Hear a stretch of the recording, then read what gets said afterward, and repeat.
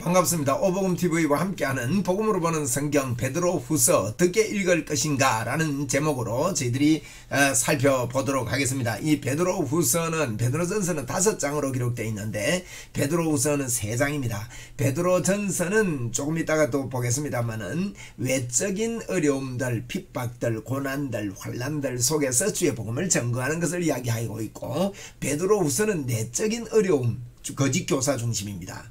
언제든지 교회는 그렇습니다. 외적인 어려움이 있든지 내적으로 거짓 교사들이 있든지 뭐 내적으로 어렵든지 이런 일들이 있지 않습니까? 그래서 1장은 바른 지식을 가져야 된다. 2장은요 바른 지식을 가지라. 사사로이 성경 풀지 마라. 그리고 2장은 거짓 교사들이 있다는 거예요. 거짓 교사들이. 그리고 거짓 교사는 뭘 주장하는지 그걸 나중에 보겠습니다. 또 지식에, 바른 지식에 자라가라. 확신을 가져라. 경고해라. 이런 말씀을 하고 있습니다. 베드로 후서를 이해하기 위해서 베드로 후서는 첫째로 베드로 후서는요 아주 죽음을 예견하고 있습니다. 나중에 또 다루겠습니다. 유언 같은 메시지거든요. 또 두 번째로는요 베드로 후서라고 부른 근거는 3장 1절에 보면 사랑하는 자들아 내가 이제 이 둘째 편지를 너희에게 쓴다. 둘째 편지라 그랬습니다. 그럼 첫째 편지는 뭡니까? 베드로 전서라는 이야기죠. 이 두 편지로 너희의 진실한 마음을 일깨워 생각나게 하겠다는 거예요. 베드로가요 내가 떠난 후에 내가 죽고 난 다음에도 너희들이 이걸 생각하면 좋겠다. 이런 말씀들을 하는 걸 우리는 알고 있고 볼 수가 있습니다.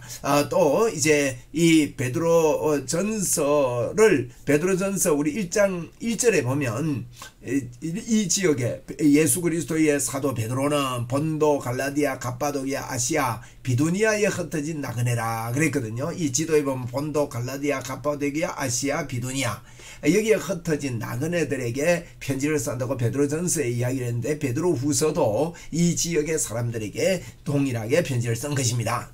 그래서 두 번째 편지라 이렇게 말씀하고 있는 걸 볼 수 있고요. 수신자는 조금 전에 이야기했던 그들입니다. 그리고 1장 1절에 보면 예수 그리스도의 종 사도인 시몬 베드로는 우리 하나님과 구주 예수 그리스도의 의를 힘입어 동일하게 보배로 믿음을 우리와 함께 받은 자들에게 편지를 한다. 이 교회 안에 이제 동일하게 보배로 믿음을 가진 그들에게 편지를 한다. 그렇게 말하고 있습니다. 기록연대와 세계 3대 화재가 이해를 하고 베드로후서를 보면 좋겠습니다. 기록연대는 AD 64년경인데요. 64년에는 화재가 크게 일어났습니다. 세계 3대 화재는 로마와 도쿄와 런던. 64년 7월 18일 날 로마에 일어났고 1957년도에 일본 도쿄에, 그 다음에 1666년도에 이제 1657년도에 도쿄에 1666년도에 런던에 이 세 화재를 세계 3대 화재라고 그렇게 이야기를 하는데,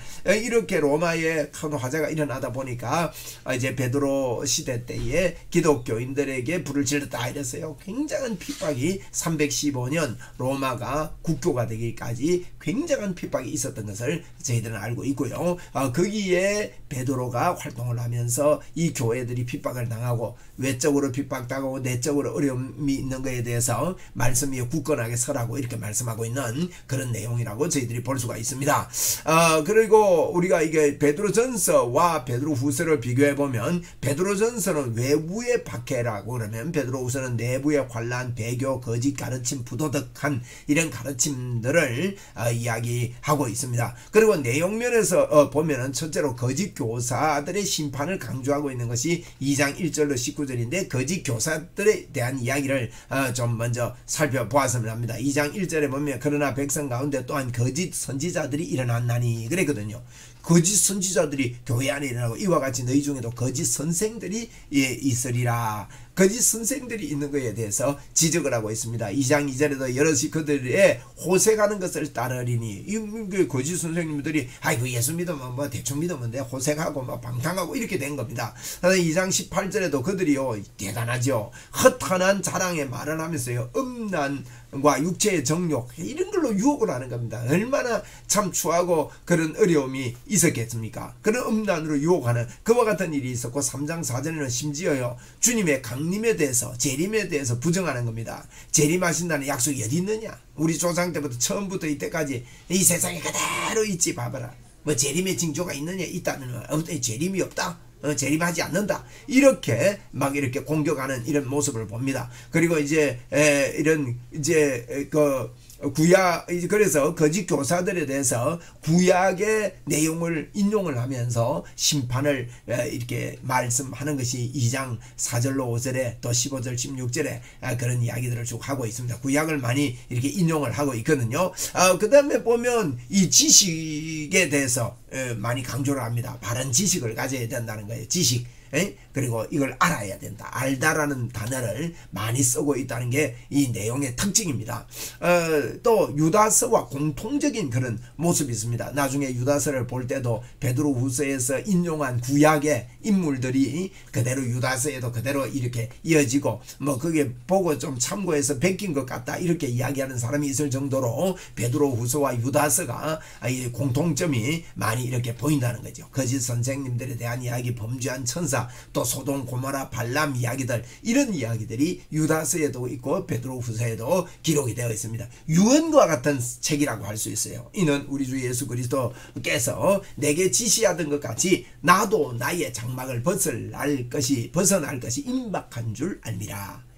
그래서 나의 장막을 벗어날 것이 임박했다. 베드로가 이렇게 마지막에 이제 목숨을 잃기 전에 이렇게 유언과 같은 메시지 한 것을 봅니다. 1장 15절에 내가 힘써 너희로 하여금 내가 떠난 후에라도, 이 보니까 떠난 후에라도 1장 15절에도 어느 때나 이런 것을 생각나게 하려고 내가 이것을 기록하고 편지를 쓴다. 내가 떠난 후에도 기억하고 생각하면 좋겠다. 그래서 베드로는요 유언과 같은 마음으로 이런 유언을 하는 것 같은 마음으로 이런 편지를 지금 쓰고 있다고 우리가 할 수가 있습니다. 그리고 베드로후서에서 우리에게 도전하는 것이 있습니다. 첫째로 확신을 가지라는 것입니다. 확신을 가지라. 1장 17절에 지극히 큰 영광 중에 이러한 소리가 그에게 나기를 이는 내 사랑하는 아들이요 내 기뻐하는 자라 하실 때에 그가 하나님 아버지께 존귀와 영광을 받으셨느니라.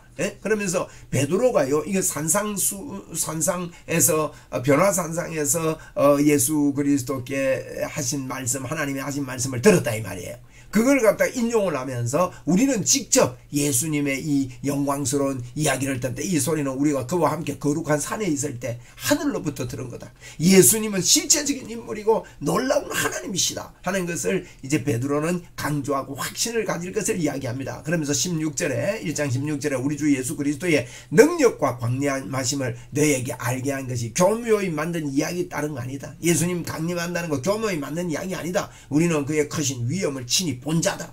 하나님이 예수님이 강림하신다 다시 오신다는 거 언제 오겠느냐 옛날이나 지금이나 똑같은데 주님이 오는 거 안 보이는데 이러는 사람들에게 아주 확신을 가지고 대라고 그렇게 부탁을 하고 있는 것이지요. 또 1장 19절에 또 우리에게는 더 확실한 예언이 있어 어두운 데를 비추는 등불과 같으니 날이 새어 샛별이 너희 마음에 떠오르기까지 너희가 이것을 주의하는 것이 옳으니라.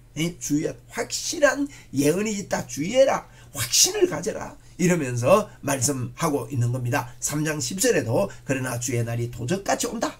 그 재림에 대해서 언제 오냐 그대로 있잖아. 옛날이나 지금이나 똑같잖아. 이러는 사람에게 주의 날이 도적같이 온다. 이런 이야기를 하면서 뭐라고 합니까? 주의 날이 어떤 이들이 더디다고 말하고 더딘 것이 아니냐 안 오지 않느냐 틀린 게 아니냐 이렇게 하는데 오직 주께서 너희에 대하여 오래 참는 것. 여기 앞에 보면 천년이 하루 같고 하루가 천년 같다 하면서 이렇게 하나님이 오래 참는 이유가 있다. 더디 오시는 이유가 뭐냐? 그러면 아무도 멸망하지 아니하고 다 회개하게 이르기를 원하기 때문에 하나님께서 빨리 오시지 않고 더디 오시는 거다. 다 회개하라고 더디 오는 거다. 이렇게 베드로는요 주님의 마지막 때가 가까웠기 때문에 빨리빨리 너희들이 이게 확고하게 서서 확신을 써서 복음을 전거해라. 이런 이야기로 주님이 더디 오시는 이야기에 대해서 이렇게 이야기하면서 힘쓰라는 것입니다. 오직 우리 주 예수 그리스도의 은혜와 그를 아는 지식에서 자라가라. 영광이 이제 영원한 날까지 그에게 있을지어다 하면서 자라가라고 말하죠. 그러므로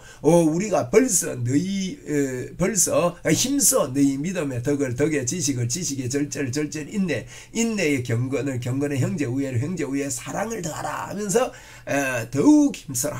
이런 것들을 더하라고 그렇게 말씀을 합니다. 1장 10절에 보니까 그러므로 형제들아 더욱 힘써 우리 부르심과 택하심을 굳게 알아. 힘써라 하는 거예요. 힘써라. 1장 5절에도 힘써라 이런 말씀이 있죠. 3장 14절에도요. 힘써라 그럽니다. 평강 가운데 힘써라. 점도 없고 흠도 없이 평강 가운데 나타나기를 힘쓰라. 힘쓰고 애쓰라. 그러면서 이런 메시지들을 하고 있는 것입니다. 자, 베드로 후서 1장에는 바른 지식입니다. 바른 지식을 우리에게 주셨다. 우리가 이게 참여한 자가 되었다. 그러므로 더욱 굳건하게 서서 힘쓰고 내가 이것을 너희에게 쓰는 것은 너희에게 참 늘 생각나게 하기를 원한다. 바른 지식을 가져라. 거짓 교사들에 대해서는 2장에 집중적으로 말합니다. 그러면서 구약을 예를 들어 가지고 반드시 심판받을 것이다 하는 것을 이야기를 하고 있습니다. 3장에는요. 바른 지식에 자라가라. 힘써라. 지식에 자라가라. 주의 날이 도적같이 온다 하는 것을 이야기하는 것이 베드로 후서의 내용이라고 할 수 있습니다. 자, 베드로 후서는 3장으로 기록되어 있고 1장은 바른 지식, 2장은 거짓 선생, 3장은 이 바른 지식에 자라가라 하는 내용으로 형성되어 있습니다. 베드로 후서 또 함께 만나서 1장에서 뵙겠습니다. 감사합니다.